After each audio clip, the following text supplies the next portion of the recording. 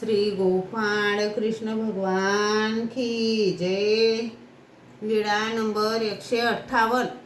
माईन भटाला क्रिया स्वरूपाचे अन्नदानाचे तथा देवतांचे निरूपण। सर्वज्ञांनी माईन भटाला संसार निरूपण केल्यानंतर माईन भट्टांनी विचारले, जी सृष्टीमध्ये चैतन्यादी देवता आहेत, माया परमेश्वराची प्रवृत्ती जाणून व्यापार करते, तर इतर देवता कशा आहेत? सर्वज्ञांनी सांगितले, भटो, देवता एकी उचा एकी नीचा, पहिली आठ येली तिन्ही समानची, देवता एकी राजसा एकी तामसा, देवतेसी खेदू आलादू आती, देवतेसी कर्मलेपाचे ज्ञान आती, देवतेसी आपण या खालो ते अपरोक्ष, जी तर देवतेला जीवांचे कशाधार ज्ञान आहे? सर्वज्ञांनी सांगितले, देवतेचे मडाधार ज्ञान, जीव देवता प्रपंचू साजात्य, नाम साम्य साजात्य, जीव देवता सापेक्षा, परमेश्वरू निरपेक्षू, जीव देवता स्वाभिमानिया, परमेश्वरू निर्भिमानू। यावर माईन भट्टांनी विचारले, जी देवता स्वाभिमानी आहेत हे कसे जाणावे?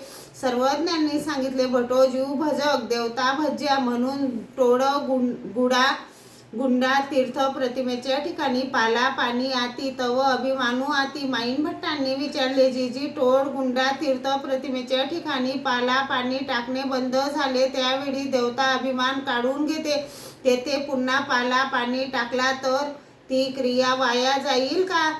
सर्वज्ञांनी सांगितले, वाया कशाला जाईल? क्रिया प्रयुक्ती अभिमानू, जी क्रियेची कार्य कोणती? सर्वज्ञांनी सांगितले, भटो, क्रिया क्रियेप्रती कारण का? फळा प्रति कारण, क्रियेतव लेपू लागे एकी निर्लेपा क्रिया, जी निर्लेप क्रिया त्या कोणत्या? सर्वज्ञांनी सांगितले, भटो, कर्मभूमी विधी लेपू, भावा नाही अन्यत्र विधी नाही, भावा नाही पुण्य विन पुण्य फळ, पापे विन पाप फळ, अशा क्रिया त्या निर्लेप आहेत। हो जी, पुण्य विना पुण्य फळ, पाप विना पाप फळ कसे समजावे? सर्वज्ञांनी सांगितले, द्वापार युगात गोकुळात नंदराजाचे तृण फेडण्यासाठी एक जीव गोपाळ झाले, एक जीव गाई वासरे इत्यादी झाले। त्या जीवांनी नंदराजाचे तृण आपल्या कारणे घेतले होते, ते पुण्य नव्हे, परंतु त्यांना तेथे जो श्रीकृष्ण महाराजांचा सहवास घडला ते पुण्य विना पुण्याचे फळ झाले, कारण देवाच्या दर्शनाने स्पर्श संबंधाने त्यांना अनेक सुख फळे झाली।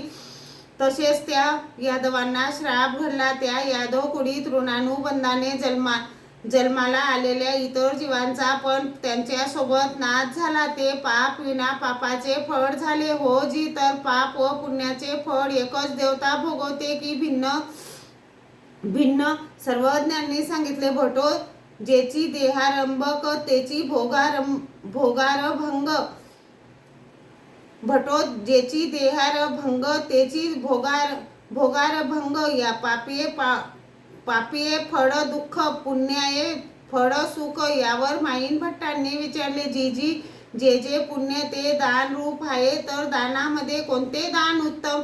सर्वज्ञांनी सांगितले, अन्नदान ते उत्तम, त्यामुळे मनुष्य जन्म मिळतो। हो जी, श्री गोपाळ कृष्ण भगवान की जय।